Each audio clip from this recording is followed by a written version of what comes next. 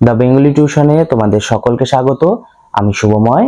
আজ তোমাদের নবম শ্রেণীর অন্তর্গত একটি গদ্য ঠিক বলা ভুল হবে, স্বামী বিবেকানন্দের লেখা চিঠি যে অনুচ্ছেদটি রয়েছে সেই অনুচ্ছেদটি আজকে আমরা পুঙ্খানুপুঙ্খ আলোচনা করব। দেখো, প্রথমে এই যে অনুচ্ছেদটি রয়েছে সেটির যে লেখক মানে স্বামী বিবেকানন্দ তার সম্পর্কে আমরা সামান্য একটু জেনে নেব। তারপর আমরা বই ধরে ধরে প্রত্যেকটি লাইন ধরে ধরে আজকে আমরা তোমাদের সাথে আলোচনা করব। দেখো, ভিডিওটি একটু বড় হবে, লেন্দি হবে, কিন্তু তোমাদের বোঝার ক্ষেত্রে ভিডিওটি অনেক উপকারী হবে, মানে তোমরা বুঝতে পারবে খুব ভালো করে। এর আগেও আমাকে অনেকেই বলেছিলে যে স্যার চিঠি গল্পটা একটু আলোচনা করে দিন, তাহলে আমরা অনেক উপকৃত হব।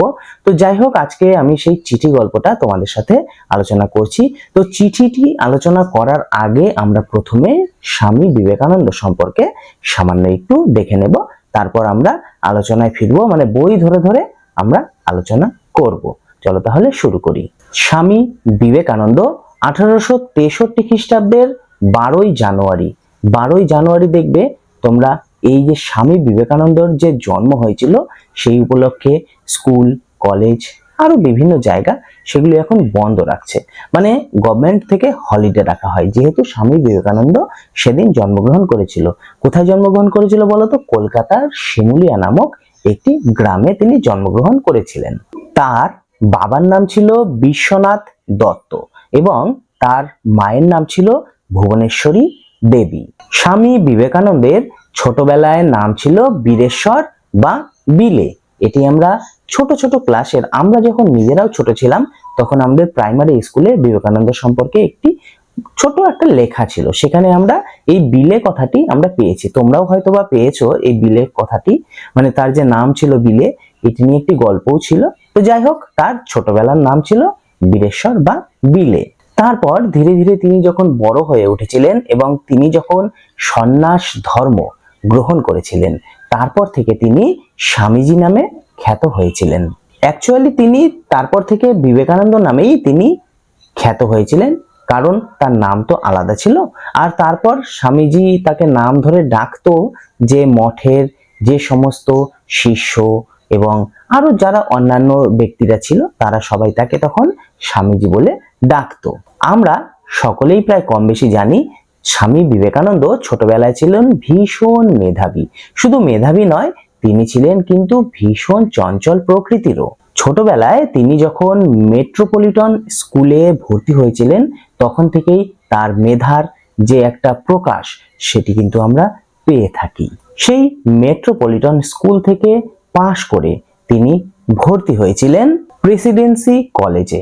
পরে অবশ্য তিনি সেই প্রেসিডেন্সি কলেজ ত্যাগ করে তিনি স্কটিশ চার্চ কলেজে ভর্তি হয়েছিলেন। পরবর্তীকালে আমরা দেখতে পারি তিনি রামকৃষ্ণ সংঘের আদর্শে, মানে রামকৃষ্ণ যে সংঘ রয়েছে সেখানকার ব্রহ্ম সমাজের সংস্পর্শে এসে তিনি দীক্ষা গ্রহণ করেছিলেন। তিনি একদিকে যেমন বিশ্ব মানবের মুক্তির জন্য সর্বদা চেষ্টা করতেন, তেমনি বাংলা গদ্য ভাষায় নানা রচনা লেখে তিনি বাংলা গদ্যকে সমৃদ্ধ করে তুলেছিলেন। আমরা প্রায় কম বেশি সকলেই জানি প্রমথ চৌধুরীর নাম। সেই প্রমথ চৌধুরী বাংলার যে ভাষা, সেই বাংলা ভাষাকে গদ্য, মানে যে কঠিন ভাষা ছিল গদ্যরূপ বা সাধুরূপ, সেই সাধুরূপ থেকে তিনি চলিত রূপ দান করেছিলেন। কিন্তু সেই চলিত ভাষাকে ইস্পাতের মতো যদি কেউ শক্ত করে থাকে সেটি হলো স্বামী বিবেকানন্দ। তিনি ইংরেজি এবং বাংলায় প্রচুর গদ্য লিখেছিলেন। সেই গদ্যগুলির মধ্যে কয়েকটি উল্লেখযোগ্য হলো পরিব্রাজক, ভাববার কথা, বর্তমান ভারত, প্রাচ্য ও পাশ্চাত্য, কর্মযোগ, রাজযোগ ইত্যাদি। দেখো তাহলে কতগুলি গদ্য সাহিত্য তিনি রচনা করেছিলেন। এছাড়াও তিনি বিভিন্ন পত্রপত্রিকায় লেখালেখি করতেন। যে সমস্ত পত্রপত্রিকায় তিনি লেখালেখি করতেন সেগুলি হলো উদ্বোধন, মাসিক বসুমতী, বিশ্ববাণী, দেশ এবং সামাজিক পত্রিকা। এই সমস্ত পত্রিকায় তিনি লেখালেখি করতেন। 1893 খ্রিস্টাব্দে আমেরিকার চিকাগো শহরে একটি ধর্ম মহাসম্মেলন হয়েছিল। সেই ধর্ম মহাসম্মেলনে বক্তৃতা দিয়ে, অ্যাকচুয়ালি তিনি বক্তৃতা দিয়েছিলেন হিন্দু ধর্ম বিষয়ে। সেই হিন্দু ধর্ম বিষয়ে বক্তৃতা দিয়ে তিনি বিশ্ববাসীর মন জয় করে নিয়েছিলেন। এছাড়াও তিনি 1897 খ্রিস্টাব্দে রামকৃষ্ণ মিশন নামে একটি আশ্রম প্রতিষ্ঠা করেছিলেন। 1902 খ্রিস্টাব্দে এই মহান সন্ন্যাসীর জীবনাবসান হয়েছিল, মানে তিনি আমাদের ছেড়ে দেহত্যাগ করেছিলেন। মৃত্যুর সময় তার বয়স হয়েছিল মাত্র 39 বছর 5 মাস 25 দিন। আমাদের এই যে আলোচ্য চিঠি নামক যে গল্পটি রয়েছে বা চিঠি নামক যে আলোচ্য অংশটি রয়েছে, সেই অংশটি বিবেকানন্দ 29 জুলাই 1897 খ্রিস্টাব্দে আলমোড়া থেকে মিস মার্গারেট ই নোবেলকে লিখেছিলেন। এই চিঠিটি স্বামী বিবেকানন্দের বাণী ও রচনা যে গ্রন্থটি রয়েছে, বাণী ও রচনা, এই গ্রন্থটির 7ম পরিচ্ছেদের বা বলতে পারো 7ম খণ্ডের পত্রাবলী নামক যে অংশটি রয়েছে সেখান থেকে নেওয়া হয়েছে। এই যে চিঠি অংশটি রয়েছে, এই চিঠি অংশটিতে আমরা দেখতে পাই স্বামী বিবেকানন্দের অনুপ্রেরণায় অনুপ্রাণিত হয়ে মিস মার্গারেট ই নোবেল। দেখো, এত বড় কথাটি আমরা বারবার বলবো না, আমরা মিস নোবেল বলবো সবসময়। মিস মার্গারেট ই নোবেল এই কথাটি অনেকটা লেন্দি, তো তাই আমরা নোবেল বলেই আলোচনাতে সবসময় উল্লেখ করে থাকব। সেই ভদ্রমহিলা নোবেল ভারতে এসে ভারতের জন্য বিভিন্ন সংস্কারমূলক কাজ করে ভারতকে আরো উন্নততর করতে তিনি চেয়েছিলেন। স্টাডির চিঠির মাধ্যমে স্বামী বিবেকানন্দ সে কথা জানতে পেরে এই নোবেলকে এই চিঠিটি লিখেছিলেন। আসলে ভারতবর্ষের চারিদিকে দারিদ্রতা, কুসংস্কার, অস্পৃশ্যতা, জাতিভেদ, দাসত্ব ইত্যাদি ভারতবর্ষের মানুষকে গ্রাস করে রয়েছিল। এছাড়াও পরাধীন ভারতবাসীদের ওপর ইংরেজদের কঠোর শাসন এবং তার উপর তাদের অত্যাচার, এই সমস্ত কারণগুলির জন্য দেশবাসীদের মনে ইংরেজদের প্রতি ঘৃণা, ভয়, বিদ্বেষ ইত্যাদি বিভিন্ন জিনিস ভারতবাসীর মনে সৃষ্টি হয়েছিল। ভারতের এই দুরবস্থার সময় বা ভারতের এই যে সংকটময় পরিস্থিতি চলছিল, এই সময় এসে মিস নোবেল ভারতের জন্য বিভিন্ন সংস্কারমূলক কাজ করতে চেয়েছিলেন। আর এই কাজ করতে গেলে বিবেকানন্দ বলেছিলেন, যেহেতু ভারতবাসীরা বিদেশিদের প্রতি একটু বিমুখ হয়ে গিয়েছিলেন, তাই নোবেলকে বিভিন্ন ধরনের সমস্যার সম্মুখীন হতে হতো বা হতে হবে, এটা তিনি আশঙ্কা করেছিলেন। তাই এই সমস্ত বিষয়ে তিনি মিস নোবেলকে সচেতন করতে গিয়েই মূলত এই চিঠিটি লিখেছিলেন। এবার আমরা এই বই থেকে যে চিঠি নামক যে অংশটি রয়েছে, সেই অংশটি লাইন ধরে ধরে তোমাদের সামনে আলোচনা করব। এই যে আমার হাতে বই রয়েছে, 9ম শ্রেণীর বই। দেখো, এটা বাংলা মিডিয়ামের বই। তোমরা যারা সিবিএসসি তে পড়ছো ক্লাস 9-এ, তোমাদের বইটি আলাদা হবে।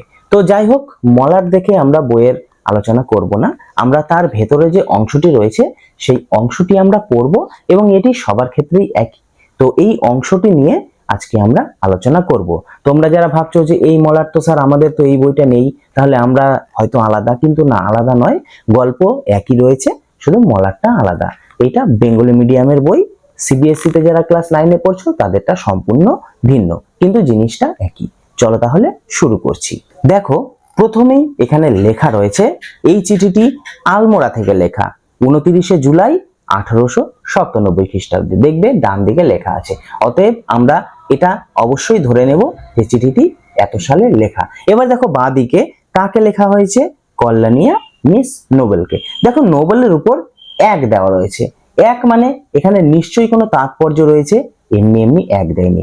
তাৎপর্যটা কি সেটি দেখো। দেখো, এরকম করে একটা পেজ উল্টাও। একটা পেজ উল্টালে পরে তোমরা এখানেই দেখতে পাবে পেছনে এই যে এই জায়গাটিতে 56 নাম্বার পেজে, মানে এটা বেঙ্গলি মিডিয়ামের জন্য বলছি, এই যে এই পেজটা রয়েছে, এই পেজের মধ্যে দেখো এখানে 1 2 3 4 5 6 7 এইভাবে 7টা প্যারাগ্রাফ দেওয়া রয়েছে। তো 1 নম্বরে দেখো মিস নোবেল কথাটি লেখা আছে। এবার এই নোবেলের এখানে কি কি লেখা আছে সেটি এবার দেখে নিই। দেখো, সম্পূর্ণ নাম মিস মার্গারেট এলিজাবেথ নোবেল। এটি আমি আগেও বলেছিলাম। স্বামীজির শিষ্যদের মধ্যে অন্যতমা এবং অগ্রগণ্যা, মানে স্বামীজির যত শিষ্যা ছিলেন তাদের মধ্যে এই নোবেল হচ্ছে বেশ ভালো গুরুত্বপূর্ণ ভূমিকা পালন করেছিলেন। স্বামী বিবেকানন্দের অনুপ্রেরণায় এদেশে আসেন এবং ভারতের সেবায় নিজের জীবন উৎসর্গ করেন। মানে যেহেতু স্বামীজির সেই শিকাগো যে সম্মেলন হয়েছিল সেখানে যে তিনি বক্তৃতা দিয়েছিলেন, সেখান থেকেই অনেকে অনুপ্রেরণা পেয়েছিলেন। এছাড়াও স্বামীজির যে বিভিন্ন ধরনের কাজ তিনি করেছিলেন সেই কাজ থেকেও অনেকে অনুপ্রেরণা পেয়েছিলেন, তার মধ্যে নোবেল একজন। তো সেই অনুপ্রেরণা পেয়েই তিনি কিন্তু ভারতে এসেছিলেন কাজ করার জন্য। ভারতের স্ত্রী শিক্ষা বিস্তারের কাজে এবং স্বাধীনতা আন্দোলনে তিনি অগ্রণী ভূমিকা নিয়েছিলেন। ভারতীয় আদর্শে স্ত্রী শিক্ষা প্রচলনের জন্য কলকাতার বাগবাজারে একটি বালিকা বিদ্যালয় তিনি স্থাপন করেছিলেন, যা আজকে নিবেদিতা বালিকা বিদ্যালয় নামে খ্যাত। দেখো তাহলে নোবেল কি কি কাজ করেছিল? স্ত্রী শিক্ষা বিস্তারের কাজ করেছিল এবং স্বাধীনতা আন্দোলনেও তিনি কিছুটা ভূমিকা পালন করেছিল। এছাড়াও আমরা দেখতে পাচ্ছি তিনি একটি বালিকা বিদ্যালয় স্থাপন করেছিল, যে বালিকা বিদ্যালয়টি নিবেদিতা বালিকা বিদ্যালয় নামে খ্যাত। তার লেখা উল্লেখযোগ্য বইগুলি হলো the master, as I saw him, web of Indian life প্রভৃতি। এটা ছোট প্রশ্ন হিসেবে তোমাদের আসতেই পারে যে নোবেলের লেখা দুটি বইয়ের নাম বলো বা একটি বইয়ের নাম বলো, সেক্ষেত্রে তোমরা এই বই দুটির উল্লেখ করবে। তিনি 1911 খ্রিস্টাব্দে দার্জিলিং এ দেহত্যাগ করেন, তার মানে 1911 খ্রিস্টাব্দে তিনি মারা যান। এবার আমরা আবার পাতা উল্টাবো, পাতা উল্টায় নিয়ে আবার আমরা এবার পড়াতে প্রবেশ করব। এবারে দেখো এখানে পত্রটি শুরু হয়েছে, স্টাডির একখানি চিঠি কাল পেয়েছি। এবার স্টাডির উপরে আবার 2 লেখা আছে। দেখো এখনো আমাদের পড়া শুরুই হলো না, অথচ 1 2 আমাদের আগেই জানতে হবে। তো স্টাডির উপরে যেহেতু 2 লেখা রয়েছে, তাই আমরা আবার পাতা উল্টাবো। পাতা উল্টায় আমরা সেই 2 নাম্বারটি দেখে নেব। 2 নাম্বারে কি লেখা আছে দেখো, স্টাডি, মিস্টার E.T. স্টাডি স্বামী বিবেকানন্দর একজন ইংরেজ ভক্ত, মানে স্টাডি ছিলেন একজন ইংরেজ এবং বিবেকানন্দের আদর্শে তিনি অনুপ্রাণিত হয়েছিলেন। প্রথম জীবনে যখন ভারতে ছিলেন তখন আলমোড়ায় তপস্যা করেন। ইংল্যান্ডে বেদান্ত প্রচারের কাজে তিনি স্বামীজিকে সাহায্য করেছিলেন। এটাই স্টাডি সম্পর্কে যথেষ্ট। এবার আমরা আবার পাতা উল্টাবো। তাতে জানলাম যে তুমি ভারতে আসতে এবং সবকিছু চাক্ষুষ দেখতে দৃঢ় সংকল্প। দেখো এখানে চাক্ষুষ মানে হচ্ছে চোখ দিয়ে দেখা বা চোখ দিয়ে প্রত্যক্ষ করা, এবং দৃঢ় সংকল্প অর্থাৎ দৃঢ় প্রতিজ্ঞ। তার মানে স্টাডি একটি পত্র লিখেছিল স্বামীজিকে, সেই পত্র থেকে স্বামীজি বুঝতে পেরেছিলেন যে নোবেল এ দেশে আসার জন্য দৃঢ় প্রতিজ্ঞ, অর্থাৎ তিনি আসতে চান। কাল তার উত্তর দিয়েছি, কিন্তু মিস মুলারের কাছ থেকে তোমার কর্মপ্রণালী সম্বন্ধে যা জানতে পারলাম তাতে এ পত্রখানি আবশ্যক হয়ে পড়েছে। মনে হচ্ছে সরাসরি তোমাকে লেখাই ভালো। এখানে দেখো মিস মুলারের ওপর 3 রয়েছে, আমরা 3টি আগে দেখে নেব, তারপর আমরা পরবর্তী আরো লাইনগুলোতে আসবো। মানে এখানে বলতে চেয়েছে কি, মিস মুলারের কাছ থেকে তুমি কি কি কাজ করতে চাইছো সেগুলি আমি জানলাম। তো এবার আমি সরাসরি একে বলবো ওকে বলবো না বলে আমি ডাইরেক্ট তোমাকে একটি চিঠি লেখা ভালো মনে করছি, যার জন্যই এই চিঠিটি আজ তোমাকে লিখছি। যাই হোক, এটি হচ্ছে এর অর্থ। এবার আমরা মিস মুলারের উপরে যেহেতু 3 লেখা রয়েছে, আমরা মিস মুলার সম্পর্কে সামান্য জেনে নেব। দেখো 3 নম্বরে রয়েছে মিস মুলার। সম্পূর্ণ নাম মিস হেনরিয়েটা মুলার। 1896 খ্রিস্টাব্দে স্বামীজি কিছুদিন তার অতিথি ছিলেন। বেলুর মঠ স্থাপনের কাজে তিনি অর্থ সাহায্য করেছিলেন। দেখো আমার নিজস্ব এক্সপিরিয়েন্সে বলছি, এই চিঠি যে আমাদের অনুচ্ছেদটি রয়েছে এখান থেকে এই পেছনের 1 2 3 4 যে 7 অবধি রয়েছে, এখান থেকেই তোমাদের শর্ট প্রশ্নগুলা আসে।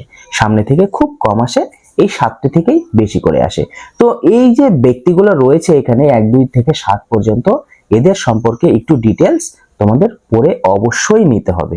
তাহলে মিস মুলারের সম্পূর্ণ নাম মিস হেনরিয়েটা মুলার। আর 1896 খ্রিস্টাব্দে স্বামীজি তার অতিথি ছিলেন এবং বেলুর মঠ স্থাপনের কাজে তিনি অর্থ সাহায্য করেছিলেন। এবার আমরা পুনরায় পেজ উল্টাবো। তোমাকে খোলাখুলি বলছি, এখন আমার দৃঢ় বিশ্বাস হচ্ছে যে ভারতের কাজে তোমার এক বিরাট ভবিষ্যৎ রয়েছে। এবার যা কথোপকথন হবে সম্পূর্ণ এই নোবেলের সঙ্গে, মানে নোবেলকে যে চিঠিটি দিয়েছে সেই চিঠিটি নিয়ে এবার আমাদের আলোচনা হবে। দেখো, স্বামীজি মনে করেছে যে তাকে নোবেলকে খোলাখুলি বলাই ভালো যে তুমি ভারতে এসে কাজ করো, ঠিকই আছে, এবং আমার দৃঢ় বিশ্বাস যে তুমি ভারতে আসলে তোমার যে সমস্ত প্রকল্প রয়েছে সেই সমস্ত প্রকল্পগুলা তুমি যদি ইমপ্লিমেন্ট করো তাহলে তোমার এক বিরাট ভবিষ্যৎ লুকিয়ে রয়েছে এখানে। ভারতের জন্য, বিশেষত ভারতের নারী সমাজের জন্য, মানে পুরুষের চেয়ে নারীর একজন প্রকৃত সিংহীর প্রয়োজন। দেখো, ভারতের নারী সমাজ যেহেতু পিছিয়ে রয়েছে, নারী সমাজ অন্ধ কুসংস্কারে ভর্তি, মানে নারী সমাজ সমাজের সবচেয়ে পিছিয়ে পড়া সমাজ ছিল তখন। এবার একটা পুরুষ একজন সেবক, যে সে যতটা না ভালো করে বুঝবে নারীদের মন বা নারীদের মানে বিভিন্ন সমস্যা সম্পর্কে, একজন প্রকৃত সিংহী বা প্রকৃত একজন নারী সেই সমস্যাগুলো বেশি করে বুঝবে। এটা স্বামী বিবেকানন্দ মনে করেছিলেন, তাই তিনি বলেছিলেন একজন প্রকৃত সিংহীর প্রয়োজন। তোমার শিক্ষা, ঐকান্তিকতা, পবিত্রতা, অসীম ভালোবাসা, দৃঢ়তা, সর্বোপরি তোমার ধমনীতে প্রবাহিত কেল্টিক রক্তের জন্য তুমি ঠিক সেই রূপ নারী যাকে আজ প্রয়োজন। দেখো, এখানে তোমার শিক্ষা মানে তোমার যে এডুকেশনাল গুণ রয়েছে সেটি। ঐকান্তিকতা মানে হচ্ছে অত্যন্ত একনিষ্ঠ মনোভাব, তার মানে আমি যেটা করব বলে ঠিক করেছি আমি সেটাই করব, এটাই হচ্ছে একনিষ্ঠ মনোভাব। পবিত্রতা মানে তোমার মধ্যে কোনো অপবিত্র কোনো মনোভাব নেই। অসীম ভালোবাসা, যেটা মিস নোবেলের ছিল। দৃঢ়তা মানে হচ্ছে বলিষ্ঠতা, মানে ওই যে বললাম একগুঁয়েমি, আমি যেটা করব তো করবই। সর্বোপরি মানে তোমার ধমনীতে, ধমনী বলতে আমরা জানি রক্ত প্রবাহী যে নারী, সেটা মানে নারী বলতে আমাদের যে শিরা বা রগ প্রবাহিত সেই কেল্টিক রক্ত। এবার তোমরা অনেকেই ভাবতে পারো যে স্যার কেল্টিক রক্তটা কি? দেখো, কেল্টিক রক্ত হলো কেল্টিক জাতি বা সংস্কৃতির সাথে সম্পর্কিত বংশ।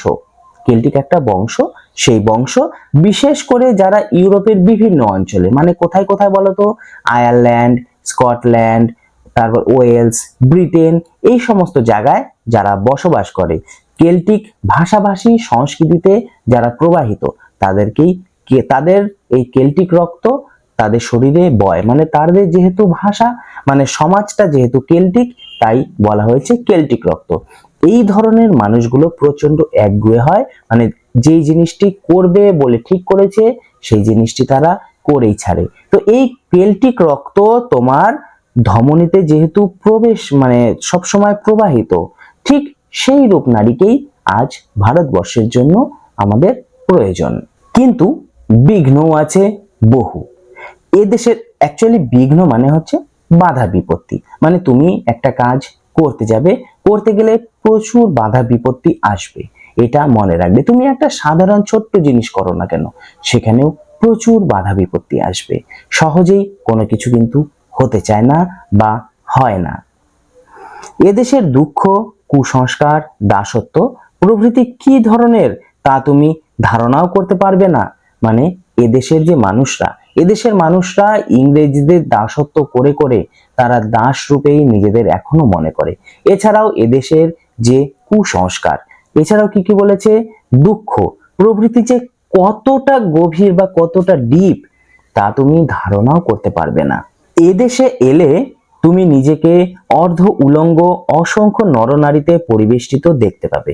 মানে যেহেতু তারা কুসংস্কারে আচ্ছন্ন এবং তারা মাথা যে ঘোমটা দিয়ে চলে এবং পুরো শরীর তারা ঢেকেই রাখে, তো সেখানে মনে করো সেখানে ইংরেজি চর্চায় নোবেল তো বড় হয়েছে, সেখানে তারা যদি ফ্রক টাইপের জামা প্যান্ট পরে বা নার্সরা যে ধরনের জামা কাপড় পরে, সেখানে নিজেকে অর্ধ উলঙ্গ বলে তাকে মনে হবে।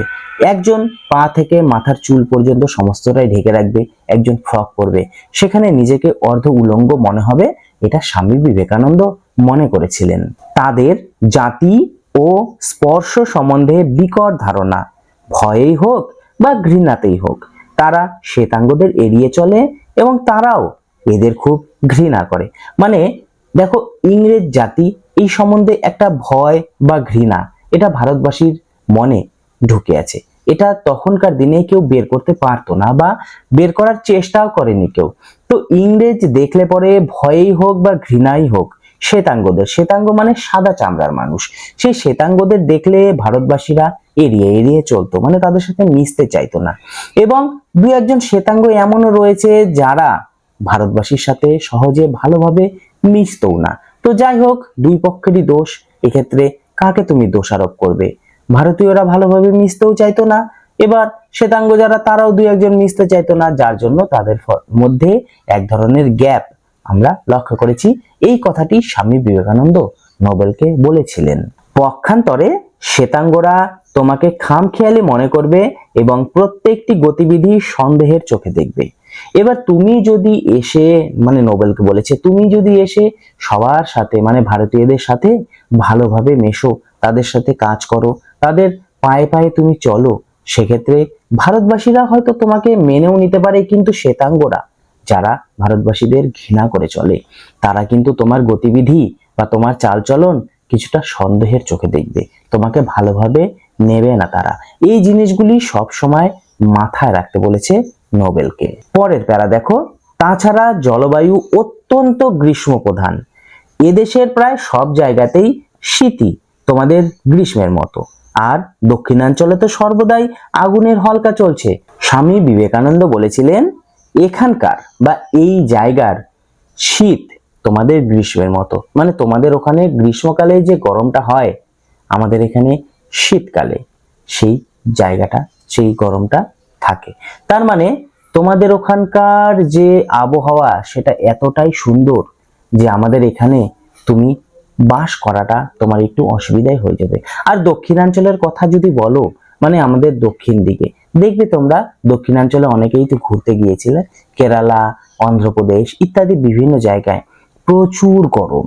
তো সেই গরমের ফলে সেখানকার লোকেরা দেখবে একটু কালো, মানে যারা এসি বিসিতে থাকে না তারা দেখবে একটু কালো কালো হয়ে থাকে। এই কারণেই বলছে দক্ষিণাঞ্চলে সব সময় আগুনের হলকা চলে। তো নিজেকে একটু অ্যাডজাস্ট করার জন্য তোমার কিন্তু আবহাওয়ার একটু শুট নাও করতে পারে, মানে আবহাওয়া তোমার ভালো নাও লাগতে পারে। এই ধরনের সচেতনতামূলক কথা স্বামী বিবেকানন্দ নোবেলকে বলেছিলেন। শহরের বাইরে কোথাও ইউরোপীয় সুখ স্বাচ্ছন্দ্য কিছুমাত্র পাবার উপায় নেই। এসব সত্ত্বেও যদি তুমি কর্মে প্রবৃত্ত হতে সাহস করো, তবে অবশ্যই তোমাকে শতবার স্বাগত জানাচ্ছি। সর্বত্র যেমন এখানেও তেমনি আমি কেউ নই, তবু আমার যেটুকু প্রভাব আছে সেটুকু দিয়ে আমি অবশ্যই তোমাকে সাহায্য করব। দেখো, স্বামী বিবেকানন্দ মিস নোবেলকে সরাসরি বলেছিলেন যে তোমরা যে স্ট্যাটাস নিয়ে বা যে ধরনের অভ্যাস নিয়ে ইউরোপে তোমরা বাস করো, সেই স্ট্যাটাসটা বা সেই ধরনের সুখ স্বাচ্ছন্দ্য তুমি এখানে আসলে পাবা না। গ্রামাঞ্চলে তো পাবাই না, তাও কলকাতা শহরের মধ্যে যদি তুমি থাকো, দু একটি জায়গায় হয়তো পেতে পারো ইউরোপীয় সুখ স্বাচ্ছন্দ্য, কিন্তু গ্রামাঞ্চলে একেবারেই পাবে না। এই কথাটি কিন্তু তিনি বলেছিলেন। আরেকটি কথা বলেছিলেন যে সর্বত্র যেমন, মানে তুমি হয়তো এখানে আসবে, ভাবছো যে আমার কোনো আপদে বিপদে স্বামী বিবেকানন্দ আমার সব সময় পাশে থাকবে, আমাকে হেল্প করবে, আমার বিভিন্ন কাজে স্বামী বিবেকানন্দ ইন্টারফেয়ার করবে, মানে সমস্ত কাজে আমাকে তিনি পিছনে থাকবেন। সেটা নয়, আমার যেটুকু করার দরকার আমি সেটুকুই তোমাকে করব। সব জায়গায় যেমন এখানেও আমি তেমন। তুমি ভেবো না যে সব সময় আমি তোমার সাথেই থাকবো। হ্যাঁ, আমার যেটুকু করার আমি সেটুকু অবশ্যই করব তোমাকে, কিন্তু তোমাকে নিজের পায়ে দাঁড়াতে হবে, নিজেকে তোমাকে একটি মানে নিজে পায়ে দাঁড়িয়ে নিজেকে কাজ করে যেতে হবে। এটাই মূলত তিনি বলতে চেয়েছেন। কর্মে ঝাঁপ দেবার পূর্বে বিশেষভাবে চিন্তা করো এবং কাজের পরে যদি বিফল হও কিংবা কর্মে কখনো বিরক্তি আসে, তবে আমার দিক থেকে নিশ্চয়ই জেনো যে আমাকে আমরণ তোমার পাশেই পাবে। তা তুমি ভারতবর্ষের জন্য কাজ করো আর নাই করো, বেদান্ত ধর্ম ত্যাগই করো আর ধরেই থাকো। একদম স্পষ্টভাবে স্বামী বিবেকানন্দ বলেছেন যে কাজে ঝাঁপ দেবার পূর্বে, মানে তুমি এখানে এসে যে কাজ করবে, সেই কাজ করার আগে খুব ভালোভাবে চিন্তা করে দেখো। এবং কাজ ধরো তুমি শুরু করে দিলে, শুরু করে দেওয়ার পর তোমার ভালো লাগছে না, করব না, আমি বিফল হয়ে গেছি, সেটাও যদি হয় তোমার, কিংবা বিরক্তি আসে, তখন জানবে যে আমি তোমার পাশেই আছি, আমি কিন্তু তোমার কাছ থেকে দূরে চলে যাইনি। তুমি ভারতবর্ষের জন্য কাজ করো আর নাই করো, আমাকে তুমি সব সময় পাশে পাবে। তুমি বেদান্ত ধর্ম গ্রহণ করো আর বেদান্ত ধর্ম ত্যাগ করো না কেন, তোমাকে আমার পাশে সব সময় পাবে। এখানে তিনি একটি লাইন বলেছিলেন, দেখো লাইনটি কি, মরদ কি বাত হাতি কা দাঁত, একবার বেরোলে আর ভেতরে যায় না। মানে খাঁটি লোকের কথারও তেমনি নড়চড় নেই, এই আমার প্রতিজ্ঞা। অ্যাকচুয়ালি তিনি এখানে বলতে চেয়েছেন যে প্রকৃত পুরুষ যারা, তারা যদি একবার কোনো কথা দিয়ে দেয়, সেই কথা থেকে তারা নড়চড় হয় না। হাতির দাঁত একবার বেরুলে যেমন সেই হাতির দাঁত ভেতরে আর ঢোকে না কখনো, তেমনি প্রকৃত পুরুষরা একবার যেই কথাটি দিয়ে দিবে, সেই কথাটি তিনি মৃত্যুর আগে পর্যন্ত হলেও সেটি তারা পূরণ করবে। এই কথাটি তিনি এখানে বলতে চেয়েছেন। আবার তোমাকে একটু সাবধান করা দরকার, তোমাকে নিজের পায়ে দাঁড়াতে হবে, মিস মুলার কিংবা অন্য কারো কক্ষপুটে আশ্রয় নিলে চলবে না। তার তার নিজের ভাবে মিস মুলার চমৎকার মহিলা, কিন্তু দুর্ভাগ্যক্রমে এই ধারণা ছেলেবেলা থেকেই তার মাথায় ঢুকেছে যে তিনি আজন্ম নেত্রী আর দুনিয়াকে ওলটপালট করে দিতে টাকা ছাড়া আর কোনো কিছুরই প্রয়োজন নেই। দেখো এখানে মিস মুলার সম্পর্কে দু একটি কথা স্বামী বিবেকানন্দ বলেছেন, যে মিস মুলার বা অন্য কারো সাহায্যের আশ্রয়ের তুমি যদি অপেক্ষা করে থাকো, সেটাও হবে না। তোমাকে নিজের পায়েই দাঁড়াতে হবে। কারো অপেক্ষা করে তুমি সে করবে তারপর আমি করব, সে কোনো অর্ডার দিবে তারপর আমি সেটা করব, এরকম কিছুই করবে না। হ্যাঁ, মিস নোবেলকে তিনি সরাসরি বলেছেন যে তোমাকে নিজের পায়ে দাঁড়াতে হবে, কারো অপেক্ষা করে থাকলে হবে না। আর তাছাড়াও মিস মুলার সম্পর্কে আরো কয়েকটি কথা তিনি বলেছেন, যে মিস মুলার ছোটবেলা থেকেই তার মাথায় ঢুকেছে যে টাকা দিয়ে সবকিছু হয়, ভালোবাসার কোনো দাম নেই, টাকা দুনিয়াকে ওলটপালট করে দিতে পারে, এটা মিস মুলারের মাথায় ঢুকে গেছে। এই মনোভাব তার অজ্ঞাতসারেই বারবার মাথা তুলেছে, এবং দিন কয়েকের মধ্যেই তুমি বুঝতে পারবে যে তার সাথে বানিয়ে চলা অসম্ভব। তার বর্তমান সংকল্প এই যে তিনি কলকাতায় একটি বাড়ি ভাড়া নেবেন, তোমার ও নিজের জন্য, এবং ইউরোপ ও আমেরিকা থেকে যেসব বন্ধুদের আসার সম্ভাবনা আছে তার জন্য। মানে দেখো মিস মুলার সম্পর্কে তিনি অনেক কথাই বলেছেন, তার মধ্যে এটা বলছে যে বর্তমানে তার একটাই টার্গেট, তিনি কলকাতায় একটি বাড়ি ভাড়া নেবেন। বাড়ি ভাড়া নেবেন ঠিকই আছে, কি জন্য নেবেন, তার নিজের জন্য নেবেন, এবং ইউরোপ থেকে যে সমস্ত তার বন্ধু বান্ধবীরা আসবেন তাদের থাকার জন্য নেবেন। তো এটা অবশ্যই তার সহৃদয়তা ও অমায়িকতার পরিচয়ক। তার মানে এটা তার অবশ্যই একটা ভালো গুণ, তার বন্ধুত্ব সুলভ আচরণের একটি যথার্থ একটা গুণ, যে হঠাৎ করে যদি কোনো বন্ধু বান্ধবেরা কলকাতায় আসে, মানে ভারতবর্ষে আসে, তারা কোথায় থাকবে, তাদের জন্য একটি রুম ভাড়া নেওয়া প্রয়োজন, তারা সেখানে এসে থাকবে, তাদের আতিথেয়তা করবে, এটা তার অবশ্যই ভালো গুণ। কিন্তু তার মঠাধ্যক্ষা সুলভ সংকল্পটি দুটি কারণে কোনো সফল হবে না। একটি তার রুক্ষ মেজাজ, রুক্ষ মানে রাগী মেজাজ। মানে দেখো একটি সাধু সন্ন্যাসী, একটি নার্স, একটি পরিচারিকা যে সেবা করতে এসেছে মূলত, তার যদি এই ধরনের রুক্ষ মেজাজ হয়ে থাকে, সেটি কখনো পূরণ হয় না। তো একটি হচ্ছে রুক্ষ মেজাজ, এবং একটি অদ্ভুত অস্থির চিত্ততা। অস্থির চিত্ততা মানে হচ্ছে চঞ্চলতা।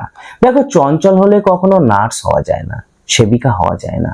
এবং রুক্ষ মেজাজ, এবার তুমি একটা হসপিটালে গেছো, সেখানে একটা সেবিকা বা নার্স তোমাকে কথা শুনিয়ে চলেছে, সেক্ষেত্রে তোমার তো ভালো লাগবে না সেটি। তো সেই রুক্ষ মেজাজ হলে চলে না, আর চঞ্চল টাইপের হলে পরেও চলে না। এই কথা দুটি স্বামী বিবেকানন্দ নোবেলকে বলেছিলেন, যে এই দুটি কারণ তার কিন্তু একটা মাইনাস পয়েন্ট, যার ফলে তার এই যে সংকল্পটা, এই সংকল্পটা সফল হবে না। কারো কারো সঙ্গে দূর থেকে বন্ধুত্ব করাই ভালো। যে নিজের পায়ে দাঁড়াতে পারে তার সবই সুষ্ঠুভাবে সম্পন্ন হয়। স্বামী বিবেকানন্দ তাই মিস নোবেলকে একটু সচেতন করে দিয়েছিলেন, এবং বলছে অবশ্যই তুমি তার সাথে মিশবে, তার সাথে আলাপ আলোচনা করবে, বন্ধুত্ব করবে, কিন্তু দূর থেকে। বিবেকানন্দ এটাও সাবধান করে দিয়েছে, কারো কারো সাথে দূর থেকে বন্ধুত্ব করাই ভালো। হ্যাঁ আমি তোমার বন্ধু, এটা তাকে বোঝাবে, কিন্তু গলায় গলায় যে মিল সেটি না হওয়াই ভালো। আর যে নিজের পায়ে দাঁড়াতে পারে, যার মানে দৃঢ় সংকল্প রয়েছে, সে একাই পারবে, তার কোনো সহযোগীর প্রয়োজন নেই, এটা স্বামী বিবেকানন্দ বলেছিলেন। পরবর্তী প্যারাতে কি রয়েছে দেখো, মিসেস সেভিয়ার নারীকুলের রত্ন বিশেষ, এত ভালো, এত স্নেহময়ী তিনি। দেখো এখানে মিসেস সেভিয়ারের উপরে 4 লেখা আছে। এবার তাহলে আমাদের সেই পুরনো ফর্মুলা 4-এ ফিরে যেতে হবে। দেখো তাহলে 4-এ কি রয়েছে, 4-এ রয়েছে মিসেস সেভিয়ার ক্যাপ্টেন JH সেভিয়ারের স্ত্রী, স্বামী বিবেকানন্দের বিখ্যাত ইংরেজ শিষ্যা, বেদান্ত প্রচারের কাজে নিজের জীবন উৎসর্গ করেছিলেন। স্বামীজির ইচ্ছা ও অনুপ্রেরণায় মায়াবতী অদ্বৈত আশ্রম প্রতিষ্ঠা করেছিলেন। তিনি বহু বছর মায়াবতী এবং শ্যামলাতলে বাস করেছিলেন। রামকৃষ্ণ সংঘে মাদার নামে পরিচিত ছিলেন। 1931 খ্রিস্টাব্দে ইংল্যান্ডে মিসেস সেভিয়ারের মৃত্যু হয়। মিসেস সেভিয়ার তাহলে কে? JH সেভিয়ারের স্ত্রী। স্বামী বিবেকানন্দর যত রকম শিষ্যা ছিলেন তার মধ্যে তিনি একজন অন্যতমা অগ্রগণ্যা।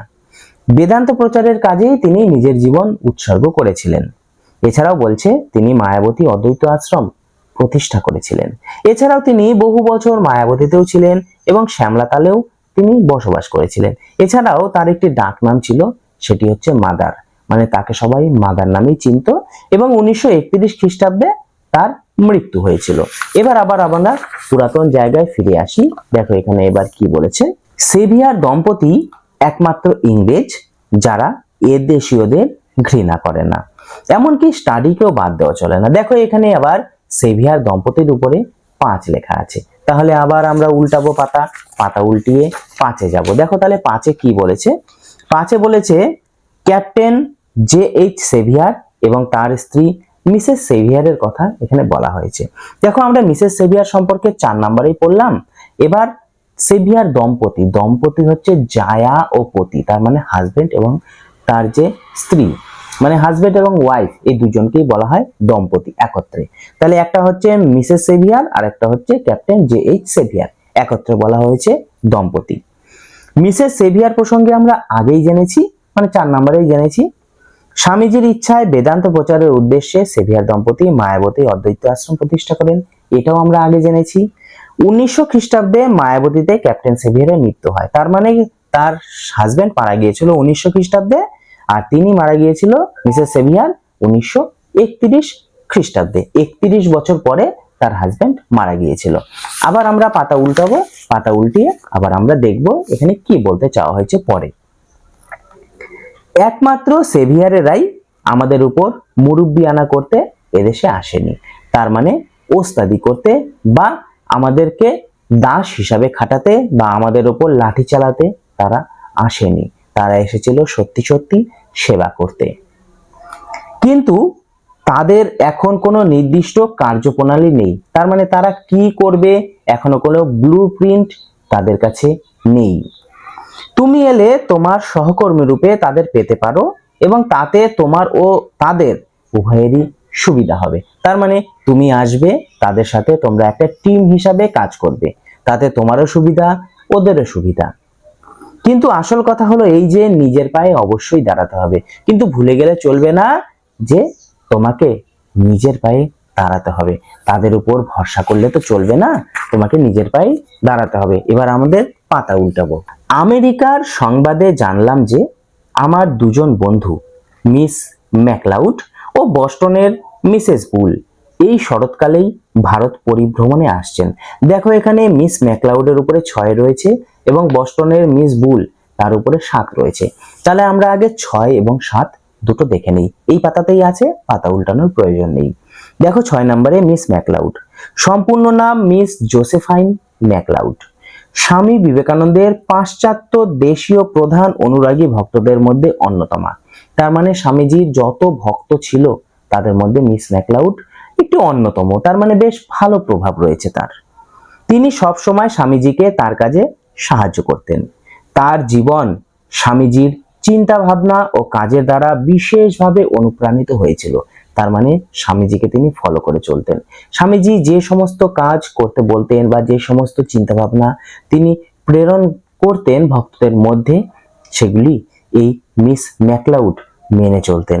স্বামীজি তাকে জো বলে ডাকতেন। এটা ভীষণ ভাবে আসে, অনেকবার আসে শর্ট কোশ্চিন। স্বামীজি কাকে জো বলে ডাকতেন? স্বামীজি মিস ম্যাকলাউডকে জো বলে ডাকতেন। তিনি বহুবার বেলুড় মঠে এসেছেন। 1949 খ্রিস্টাব্দে আমেরিকার হলিউড শহরে তার মৃত্যু হয়। তাহলে মিসেস ম্যাকলাউড সম্পর্কে আমরা অনেক কিছুই জানলাম। এবার আমরা দেখে নেব মিসেস বুল সম্পর্কে। সম্পূর্ণ নাম সারা বুল। নরওয়েবাসী বিখ্যাত বেহালাবাদক মিস্টার অলি বুলের স্ত্রী তিনি, স্বামীজির শিষ্যা।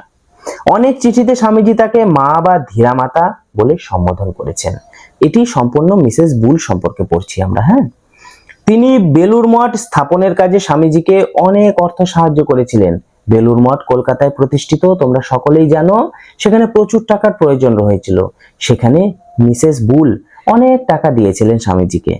এছাড়া অন্যান্য ভাবেও তিনি এদেশে ও পাশ্চাত্যে স্বামীজিকে সাহায্য করেছিলেন। শুধু বেলুড় মঠে নয়, অন্যান্য ভাবেও তিনি স্বামীজিকে সাহায্য করেছিলেন। এবার আমরা আবার উপরে উঠে যাব। দেখো, মিস ম্যাকলাউডকে তুমি লন্ডনেই দেখেছো, সেই পারি ফ্যাশনের পোশাক পরিহিতা মহিলাটা। দেখো, পারি ফ্যাশন বলতে এখানে প্যারিসের তৈরি ফ্যাশন বা প্রবণতাকেই বোঝায়। মানে প্যারিসে যে সমস্ত ফ্যাশন চলে সেটাকেই পারি ফ্যাশন বলে। মিসেস বুলের বয়স প্রায় 50 এবং তিনি আমেরিকায় আমার বিশেষ উপকারী বন্ধু ছিলেন। তারা ইউরোপ হয়ে এদেশে আসছেন। সুতরাং আমার পরামর্শ এই যে তাদের সঙ্গে এলে তোমার পথের একঘেয়েমি দূর হতে পারে। দেখো, তখনকার দিনে জাহাজেই বেশিরভাগ যাতায়াত হতো, একঘেয়েমি একটা পথ, অনেক দিন লাগতো। সেক্ষেত্রে বলেছে তারা দুজন আসছে, তুমি তাদের সাথে আসতে পারো, সেক্ষেত্রে তোমার একঘেয়েমিটা দূর হবে।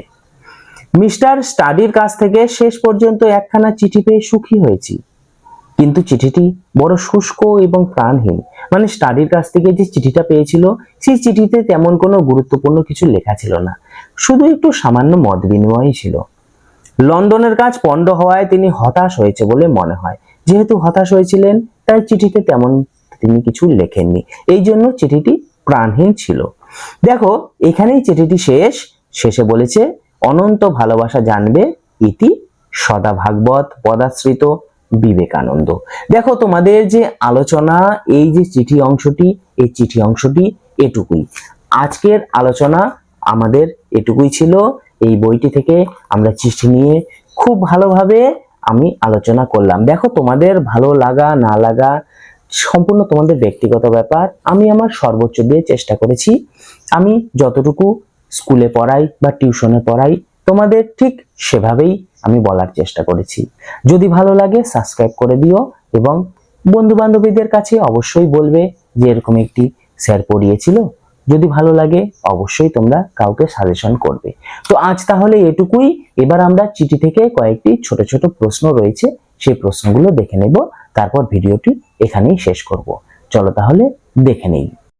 আমি বিবেকানন্দের চিঠি রচনাটিতে কাকে চিঠি লেখা হয়েছিল? অপশনগুলি হলো মিস মুলারকে, মিসেস সেভিয়ারকে, মিস নোবেলকে। সঠিক উত্তর মিস নোবেলকে। আমি বিবেকানন্দের চিঠি রচনাটিতে চিঠিটি কোথা থেকে লেখা হয়েছে? অপশনগুলি হলো আলমোড়া থেকে, কলকাতা থেকে, মাদ্রাজ থেকে।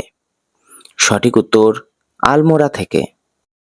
আমি বিবেকানন্দের চিঠি রচনাটিতে চিঠি লেখার তারিখটি হলো, অপশনগুলি হলো 22শে জুন 1897, 29শে জুলাই 1897, 29শে জুন 1897। সঠিক উত্তর 29শে জুলাই 1897। লেখক স্টাডির একখানি চিঠি পেয়েছিলেন কোন দিন? অপশনগুলি হলো 21শে জুন, 22শে জুন, 28শে জুলাই। সঠিক উত্তর 28শে জুলাই। লেখক কার কাছ থেকে মিস নোবেলের কর্মপ্রণালী শুনেছেন? অপশনগুলি হলো Miss Muller, Mister Sturdy, Miss Saviour. সঠিক উত্তর মিস মুলার। ভারতের কোন অঞ্চলে সর্বদাই আগুনের হলকা চলছে?